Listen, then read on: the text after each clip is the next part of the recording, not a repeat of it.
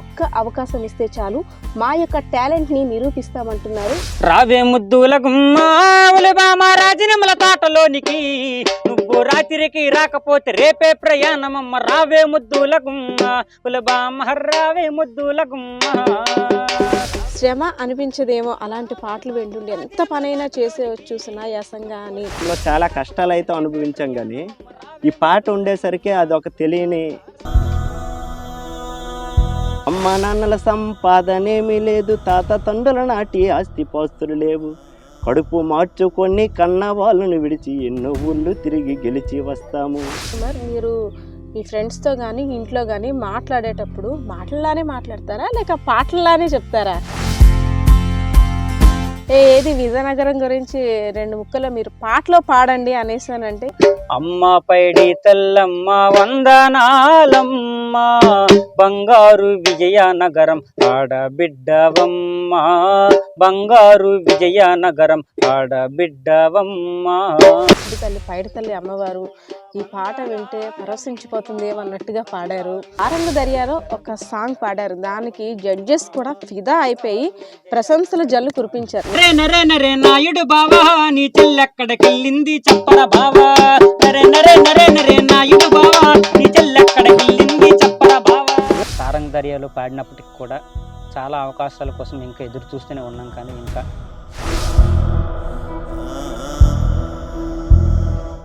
Hi hello నమస్తే, welcome to Suman TV. Vizianagaram అంటేనే కళలకు కానాచి. ఎంతోమంది కళాకారులు తమ ప్రతిభను దేశ నలుమూలలా చాటి చెప్పారు. అయితే ఒక్క అవకాశం ఇస్తే చాలు మా యొక్క టాలెంట్ని నిరూపిస్తామంటున్నారు విజయనగరం జిల్లాకి చెందిన తిరుపతిరావు, అలాగే శివకుమార్, డప్పు గణేష్. సారంగ దర్యా ద్వారా తమకు ఒక ఫేమ్ వచ్చినప్పటికి కూడా అవకాశాలు అయితే మాత్రం కొంచెం తక్కువగా ఉన్నాయని సుమన్ టీవీ ద్వారా తమ టాలెంట్ను నిరూపించుకునేందుకు మీ ముందుకు వచ్చారు. ఒక్కసారి వాళ్ళతో మాట్లాడేద్దామా, వారి యొక్క టాలెంట్ని కూడా చూసేద్దాం. హాయ్ శివకుమార్, తిరుపతిరావు, డప్పు గణేష్. అసలు మీరు ఫోక్ సింగింగ్ వైపు ఎలా వచ్చారు? అసలు ఎందుకు ఇంత ఇంట్రెస్ట్ మీకు? ముందుగా మిమ్మల్ని మీరు ఇంట్రడ్యూస్ చేసుకోండి, ఓకేనా? గురుభ్యో నమః. అందరికీ నమస్కారం అండి. మీ అందరూ విన్నట్లుగా చూసినట్లుగా సారంగ దర్యా అనే కార్యక్రమంలో ఎన్నెన్నో పాటలు పాడాను, మీరు అందరూ వినే ఉంటారు. అయితే మా గురువు గారు జానకిరావు గారి ద్వారా అనేక ప్రోగ్రామ్స్, అనేక కార్యక్రమాలు చేస్తూ ఇలా సారంగ దర్యా అనే కార్యక్రమంలో పాడడం జరిగింది. అయితే మాది విజయనగరం జిల్లా వంగర మండలం దేవకవాడ అనే ఒక మారుమూల గ్రామం. మా అమ్మగారి పేరు లక్ష్మి, మా నాన్నగారి పేరు సింహాచలం. నాకు చాలా విధంగా అనేక విధాలుగా ఆర్థికంగా కానీ అన్ని విధాలుగా ప్రోత్సహించేది మా తల్లిదండ్రులు, ఫ్యామిలీ, అలాగే ఫ్రెండ్స్. వాళ్ళందరికీ కూడా నా తరపున ధన్యవాదాలు తెలియజేసుకుంటున్నాను. అయితే విజయనగరంలో మహారాజా సంగీత కళాశాలలో కనక మహాలక్ష్మి గారి దగ్గర సంగీతం నేర్చుకుంటున్నాను. అందరికీ నమస్కారం. మిత్రుడు చెప్పినట్లుగా మేమంతా సారంగ దర్యా ద్వారా మీ అందరికీ పరిచయం అయ్యాం. అంతకంటే ముందు మొట్టమొదట మా నాన్నగారు వాళ్ళ చిన్నతనం నుండి మంచి మంచి పాటలు పాడుతూ, వారు కూడా మంచి మంచి కళారూపాలు చేస్తూ బుర్ర కథలు, పందిరి పాటలు, నాటకాల్లో మంచి పేరుగాంచినటువంటి శ్రీ వాయునందన కళా సంస్థ ద్వారా నేను మొట్టమొదట నా పాటతో నేను పరిచయం అయ్యాను మా ప్రాంతంలో. మరి వారి ద్వారా నేను అనేక పాటలు మంచి మంచి చిన్న చిన్న వేదికలతో పాడుతూ ఉండగా మా టీవీ రేల జానకిరామ్ గారు పరిచయం అవ్వడం, ఆ తరువాత మంచి మంచి కార్యక్రమాల్లో నాకు అవకాశం ఇవ్వడం, తరువాత సారంగ దర్యా అనే కార్యక్రమంలో నేను పాడడం చాలా సంతోషంగా భావిస్తూ, నాకు అనేక మార్లు పెద్దలు, చిన్నలు, అదేవిధంగా మా ప్రాంతంలో మా గ్రామ ప్రజలందరూ కూడా నాకు ఎప్పుడూ కూడా సపోర్ట్గా నిలుస్తూ ఉన్నారు. వారందరికీ కూడా ధన్యవాదాలు తెలియజేసుకుంటూ, మరి మిత్రుడు చెప్పినట్లుగా నేను నా మిత్రుడు కలిపి ఇద్దరం కూడా మహారాజా సంగీత కళాశాలలో సంగీతం నేర్చుకుంటూ అనేక జానపద కార్యక్రమాల్లో రేలా అనే జానపద కార్యక్రమంలో జానపద గీతాలు పాడుతూ మా ప్రయాణం కొనసాగిస్తూ ఉన్నాం.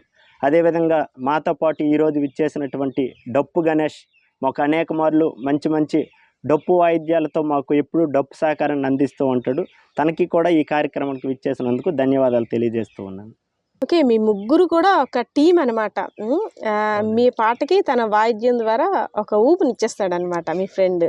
ఓకే, అయితే ఇప్పుడు మీ నోటంట ఒక మంచి జానపద గీతం అయితే మాత్రం మేము వినాలనుకుంటున్నాం. ఒక్కసారి మీ టాలెంట్ కూడా ప్రూవ్ చేసుకోండి. అనేక మార్లు యువజనోత్సవాలు అనే కార్యక్రమంలో మేమంతా కలిసి జిల్లా స్థాయి, రాష్ట్ర స్థాయి, అలాగే జాతీయ స్థాయి వరకు వెళ్ళి ఈ పాటను పాడి అనేక మార్లు ప్రథమ బహుమతి వచ్చింది. అదే పాటని ఇప్పుడు ఒకసారి మనం పాడుకుందాం. రావే ముద్దుల గుమ్మా ఉలబామ రాజనమల తోటలోనికి, నువ్వు రాత్రికి రాకపోతే రేపే ప్రయాణమమ్మ. రావే ముద్దుల గుమ్మా ఉలబామ, రావే ముద్దుల గుమ్మా, రాజనమల తోటలోనికి, నువ్వు రాత్రికి రాకపోతే రేపే ప్రయాణమమ్మ. రావే ముద్దుల గుమ్మా పట్టు చీర కట్టుకొని ఉలబామ మల్లె పూలు పెట్టుకొని, పట్టు చీర కట్టుకొని ఉలబామ మల్లె పూలు పెట్టుకొని, మనము రాజుగారి తోటలోన సరసమాడుకుందాము. రావే ముద్దుల గుమ్మ ఉలబామ, రావే ముద్దుల గుమ్మ, రాజనమల తోటలోనికి, నువ్వు రాత్రికి రాకపోతే రేపే ప్రయాణమమ్మ. రావే ముద్దుల గుమ్మ. అంత బాగా పాడుతున్నారు కదా, నిజంగా ముద్దులుగా వచ్చిందా ఎప్పుడైనా చూసారా? ఎదురు చూస్తున్నాను అంటే ఎప్పుడు వస్తుందా అని. అవునా, మీ పాటకి నిజంగా వచ్చేసి ఉంటుందేమో అనుకుంటున్నాను నేనైతే. రాకపోవడమే పిలుస్తున్నాం అనమాట. ఓకే, లేదు చాలా బాగా పాడారు నిజంగా. అంటే ఒక ఊపున్న సాంగ్ అన్నందుకు డ్యాన్స్ కూడా వేసేయాలనిపిస్తుంది, కాకపోతే వేయలేకపోతున్నాం. అంటే ఈ జానపద గీతాలకు సంబంధించి చక్కగా ఇలాంటి పదాలు అవన్నీ మీరు అంటే ఎవరైనా సజెస్ట్ చేస్తారా, ఎవరు హెల్ప్ తీసుకుంటారా, లేదు మీ ఫ్రెండ్స్ మీరు ఇలాగా కూర్పు చేసుకుంటారా? అయితే పాటకు మూలం జానపదం. ఎవరైతే అలసటను మర్చిపోవడానికి, శ్రమను మర్చిపోవడానికి కొన్ని పొల్లు పదాలను, అబద్ధాలను కూడా కొన్ని అందంగా పలుకొని, కొన్ని పొల్లు పదాలను కలుపుకుంటూ ఒక పాటగా మలుచుకొని శ్రమను మర్చిపోవడానికి పాడతారో అవే అచ్చమైన జానపద గీతాలండి. ఎవరు రాసినవి అచ్చమైన జానపద గీతాలు కాదు. అయితే పాట గురించి ఓ పెద్ద ఆయన అంటారనమాట. పాట ఎప్పుడు పుట్టింది అంటే గంటేడ గవర్నర్ మాస్టర్ అని చెప్పి ఒక పెద్ద ఆయన అంటారు.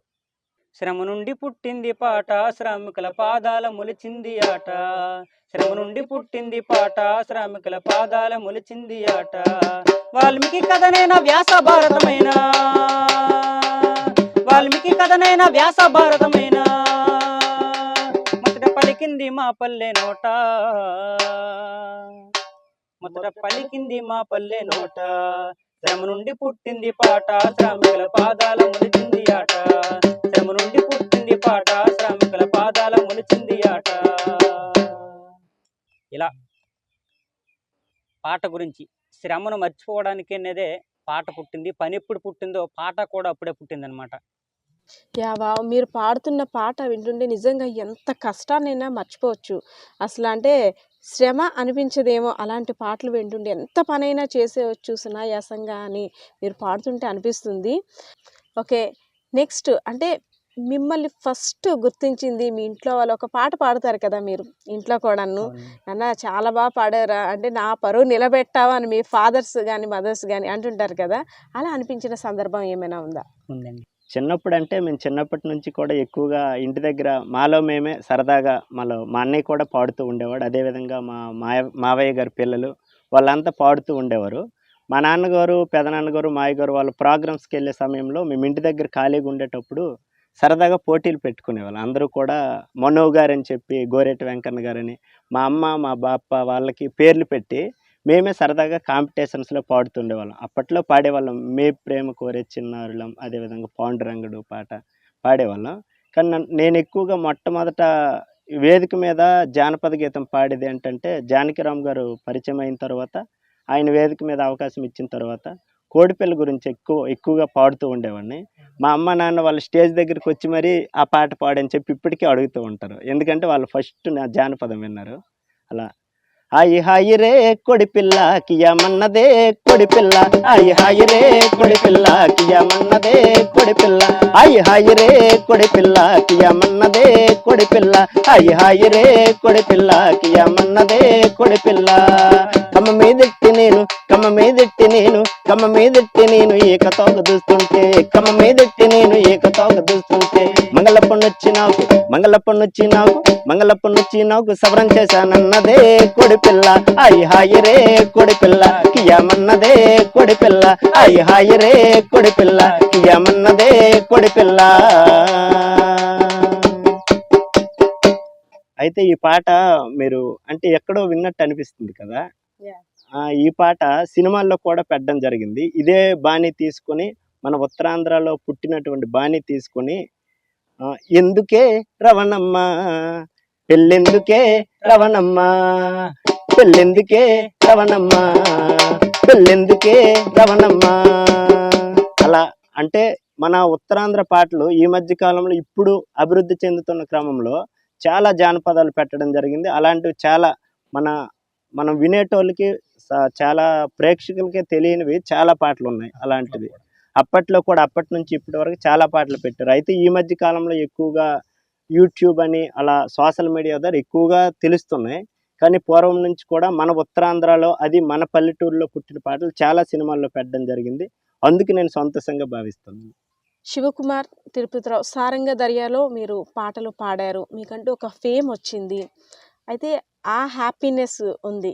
సో ఇప్పుడు పరిస్థితి ఎలా ఉంది అంటే, ఒక ఫేమ్ ఉన్న సింగర్స్ మీరు అనుకున్నంత దీనిగా లైఫ్ వెళ్తుందంటారా?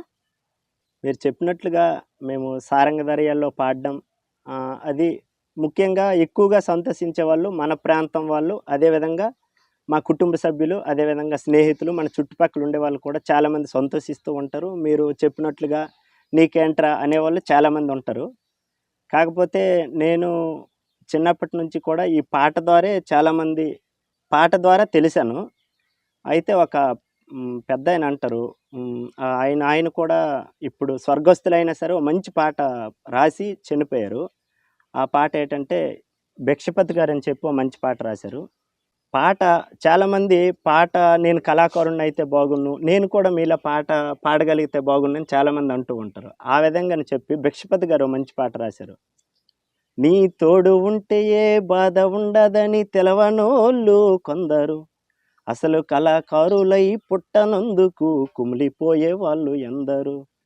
ఎంత కాటకుడైనా బాతురూములు నిన్ను బ్రతిములాడుకుంటాడోయమ్మా, ఎంత కాటకుడైనా బాతురూములు నిన్ను బతిములాడుకుంటాడోయమ్మా. సాధారణంగా బాత్రూముల్లో కూని రాగాలు తీస్తూ ఉంటాం. ఈ విధంగా ఎంత కాటకుడైనా బాతురూములు నిన్ను బతిములాడుకుంటాడోయమ్మా, నువ్వు లేకపోతే ఈ లోకానికి, పాటమ్మ లేకపోతే ఈ లోకానికి మేము ఎవ్వరో తెలవదోయమ్మా, నిన్ను విడిచి ఉండలేనమ్మా.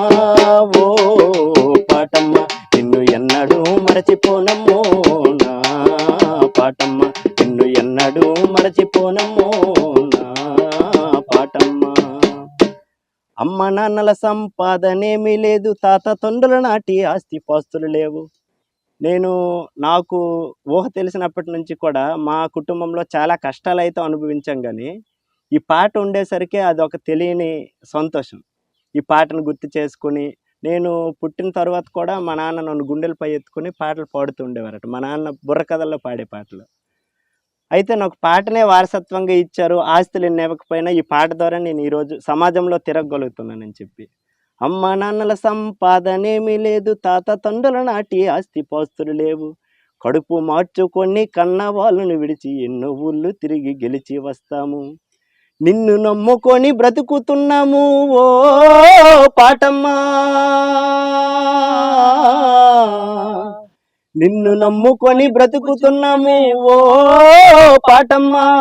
ఉన్ననాడు కలిసి తింటాము, ఉన్ననాడు కలిసి తింటాము, లేకుంటే నిన్ను తలుచుకుంటాము, నిన్ను విడిచి ఉండలేనమ్మా ఓ పాటమ్మ, నిన్ను ఎన్నడూ మరచిపోనమ్మో, నా పాటమ్మ నిన్ను ఎన్నడూ మరచిపోనమ్మో, నా పాటమ్మ నిన్ను ఎన్నడూ మరచిపోనమ్మో, నా పాటమ్మ. ఇలా నేను ఎన్ని కష్టాలు అనుభవించినా సరే పాట నాకు తోడుంది. జీవితంలో ముందుకు ఈ పాటే నన్ను తీసుకెళ్తుంది. ఖచ్చితంగా ఈ ఇంటర్వ్యూ చూసి కానీ, లేదా మాకు ఫ్యూచర్లో కానీ మంచి అవకాశాలు వస్తాయి. మా ప్రజలందరూ బయట అనుకునేది నిజంగా జరుగుతుందని ఎప్పుడు మేము ఆశిస్తూ ఉంటాం. ఖచ్చితంగా మా పాట ముందుకు తీసుకెళ్తుందని మనస్ఫూర్తిగా నమ్ముతున్నాం. తిరుపతిరావు, నీకున్న కళ మీద మక్కువ, ఆసక్తిని నిజంగా పాట రూపంలో బాగా పాడి చూపించావు. అంటే ఒక బాధలా కాదు, పాటే నా ప్రాణం, నా ఫ్యామిలీ సపోర్ట్ కూడా అదేని అనేసి అన్నట్టు చాలా బాగా చూపించావు. శివకుమార్, నీకు అంటే అన్నట్టు కష్టాలు ఏవి మనం బయటికి చెప్పుకోలేం, కానీ ప్రతి ఒక్కరు కూడా మన కష్టాలు తెలియవు, వెనకాతల బోల్డ్ ప్రాబ్లమ్స్ ఉంటాయి. కానీ ముందుకు వెళ్తుంది మాత్రం నువ్వు సింగర్వి, సారంగధర్య ఫేమ్. నీకు ఎదురైన కష్టాలు లేదు హ్యాపీయెస్ట్ మూమెంట్ ఏమైనా ఉన్నాయా? అమ్మా నాన్న ఇద్దరు కూడా వ్యవసాయం చేస్తూ, అలాగే నాకు ఇద్దరు అక్కలు కూడా ఉన్నారు. వాళ్ళిద్దరికి పెళ్లి చేసి ఎంతో కష్టపడి, చిన్నప్పటి నుంచి నేను చూస్తూనే ఉన్నాను, ఎంతో కష్టపడి నన్ను కూడా బాగా చదివించాలని చెప్పి ఎన్నో కష్టాలు పడుతూ ఉండేవాళ్ళు. అయితే నేను డిగ్రీ వరకు చదువుకున్నాను. డిగ్రీ అయ్యాక ఒక కంపెనీలో అకౌంటెంట్గా జాయిన్ అవ్వటం. కానీ చిన్నప్పటి నుంచి నాకు పాట అంటే చాలా ఇష్టం. ఈ పాటను అనేది నేను వదులుకోవడం నాకు చాలా బాధాకరంగా ఉండేదన్నమాట. జాబ్ చేస్తున్నప్పటికీ ఏదో తెలియని బాధ. అయితే ఒకరోజు ఇంట్లో చెప్పి, నాన్నకు చెప్పి, నాన్న ఇలా నాకు పాట అంటే ఇష్టం కదా, నేను ఇలా పాటలు ఇలా పాడతాను, ఇలా ప్రోగ్రామ్స్ అవి చేస్తాను, నాకు ఇలా జానకిరావు గారు ఇలా పరిచయం అయ్యారు, ఇలా ప్రోగ్రామ్ చేస్తూ ఇంటికి నేను ఆర్థికంగా ఉపయోగపడగలను అని చెప్పి, ఇంట్లో మేమంతా కష్టపడితే కానీ ఫ్యామిలీ గడవదన్నమాట. ఇద్దరు అక్కలకు పెళ్లి చేయడం, ఆర్థికంగా ఇంకా వెనుకకు ఇంకా వెళ్ళిపోయామన్నమాట. అలా వెళ్ళేసరికి నాన్న కూడా సరే నీకు ఇష్టమైనట్లు చెయ్యు అని చెప్పారనమాట. అలా చెప్పడం చాలా సంతోషంగా అనిపించింది. అప్పుడు నేను చేస్తున్నటువంటి ఉద్యోగం రిజైన్ చేసి అప్పుడు పాటలోకి అడుగు పెట్టడం జరిగిందనమాట. ఇలా చాలా అవకాశాల కోసం సారంగధర్యలో పాడినప్పటికి కూడా చాలా అవకాశాల కోసం ఇంకా ఎదురు చూస్తూనే ఉన్నాం. కానీ ఇంకా మంచి మంచి అవకాశాలు ఎప్పుడు వస్తాయని ఇంకా ఎదురు చూస్తూనే ఉన్నాం. ఇలా మీ ద్వారా, సుమన్ టీవీ ద్వారా ఏవైనా అవకాశాలు వస్తే ఇంకా సంతోషంగా భావిస్తున్నాను. నాకు డౌట్ వస్తుంది తిరుపతిరావు శివకుమార్, మీరు మీ ఫ్రెండ్స్తో కానీ ఇంట్లో కానీ మాట్లాడేటప్పుడు మాటల్లానే మాట్లాడతారా లేక పాటల్లానే చెప్తారా? ఎలా చెప్తారు? ఎక్కువగా జానకిరామ్ గారు స్టేజ్ మీద చెప్తూ ఉంటారు. పాట గురించి చెప్పేటప్పుడు కానీ, ఆ పాట యొక్క గొప్పతనాన్ని చెప్పేటప్పుడు కానీ, ఈ పాట రాసేవారు గొప్పతనాన్ని చెప్పేటప్పుడు, కాదేది కవితకు అనర్హం అన్నారు. అంటే అగ్గిపుల్ల, సబ్బుబిల్ల, సిగ్గుబిల్ల మూడు కూడా వాడేసి పారేస్తాం. కానీ ఆ మూడుని ఒక వరుసగా పలికేటప్పుడు అందంగా పాడగలుగుతున్నాం, అందంగా మాట్లాడగలుగుతున్నాం. ఆ విధంగా మేము తిరిగే పరిస్థితులు ఎక్కువగా మా పాటకు కానీ మా అభివృద్ధికి చాలా దారితీసి అని నేను అనుకుంటా. మేము ఉండే డిసిప్లైన్ కానీ ఏదైనా సరే, మా చుట్టూ ఉండే పరిస్థితులు, జానకిరామ్ గారు కానీ, డప్పు శ్రీని గారు కానీ వీళ్ళంతా కూడా మంచి మాటలు చెప్తూ మా నడవడికి కూడా మంచి నడవడికి నడవాలని చెప్పి ఎప్పుడు చెప్తూ ఉంటారు. ఆ పాటలు కానీ మాటలు కానీ మేము నడిచే నడవడికి కానీ వారి ప్రోత్సాహం, వారి గొప్పతనం అని చెప్పుకోవచ్చు. మా గురువులు గొప్పతనం అని ఎప్పుడు కూడా చెప్పుకోవచ్చు. మా కళాశాలలో కూడా ఎక్కువగా మ్యూజిక్ టీచర్ చెప్తూ ఉంటారు, ఇలా ఉండాలి ఇలా ఉండాలి అని చెప్పి. ఈ విధంగా మా కుటుంబ సభ్యులు అవ్వచ్చు, మా గురువులు అవ్వచ్చు, వారందరే దీనికి కారణమని నేను ముఖ్యంగా ఎప్పుడు కూడా చెప్తూ ఉంటాను. ఎక్కడికైనా వెళ్ళేటప్పుడు మీది ఏ ఊరయ్యా, ఏ ప్రాంతం నుండి వచ్చారని అడుగుతారు కదా. విజయనగరం చాలా గర్వంగా చెప్తాం. ఏది విజయనగరం గురించి 2 ముక్కలో మీరు పాటలో పాడండి అనేసానంటే ఏం పాడతారు?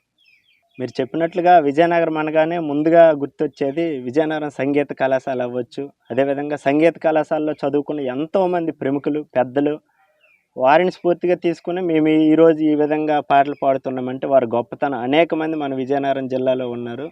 మబ్బులను సైతం అబ్బురిపోయే బొబ్బిలి యుద్ధాన్ని రుచి చూసిన నేల మన విజయనగరం. అలాంటి విజయనగరంలో పుట్టినందుకు మేము సంతోషిస్తూ, ఈ గొప్పతనానికి ముఖ్య కారణం అమ్మవారు, పైడితల్లి అమ్మవారు కూడా నిజంగా చెప్పుకోవాలంటే అమ్మవారి పైడితల్లి అమ్మవారి ఆశీస్సులు కూడా మాకు ఎల్లప్పుడూ ఉంటాయి. అమ్మవారి గురించి మంచి పాట రాశారు మా జానకిరామ్ అన్న. అప్పట్లో మన పైడితల్లి అమ్మవారి ఉత్సవాల్లో పాడడం జరిగింది. ఆ పాట మన శివ పాడుతారు, మేమిద్దరం కలిసి పాడుతాం మంచి పాట. అమ్మ పైడితల్లమ్మ వందనాలమ్మ,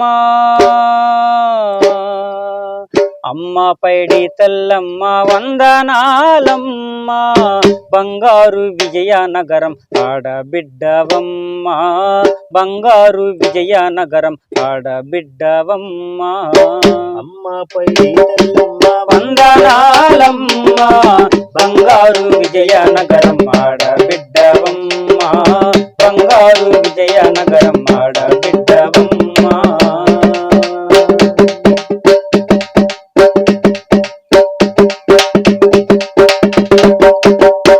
ఏడాదికోసారి మా ఊరికి రావమ్మా, ఏడాదికోసారి మా ఊరికి రావమ్మా, ఏడాదికోసారి మా ఊరికి రావమ్మా, ఏడాదికోసారి మా ఊరికి రావమ్మా. మా విజయనగర వీధుల్లోన,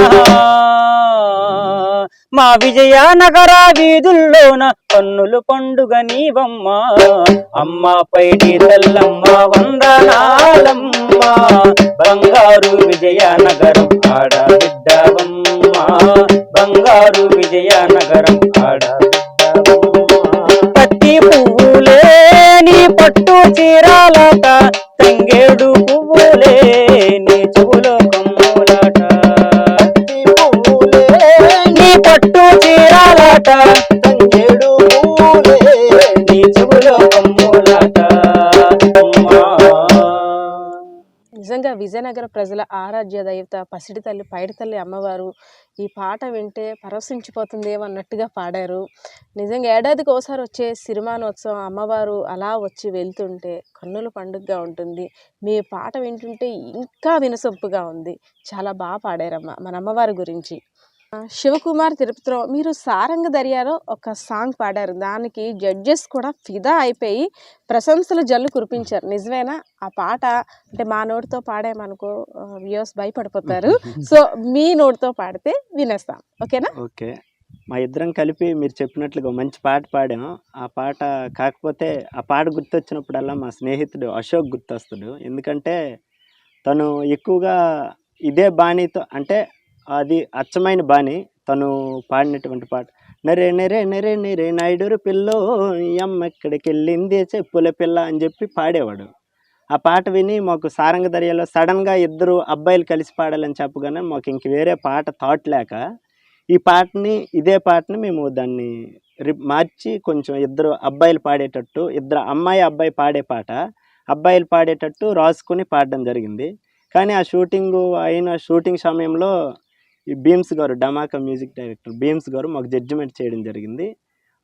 జడ్జెస్ మంచి కాంప్లిమెంట్స్ ఇచ్చారు. కానీ భీమ్స్ గారు అంటే మా ఇద్దరి పాటలో చిన్న తప్పిది వెంచగానే మాకు వేరే థాట్లోకి వెళ్ళిపోయి వెంటనే తన పేరు చెప్పడం మర్చిపోయాము.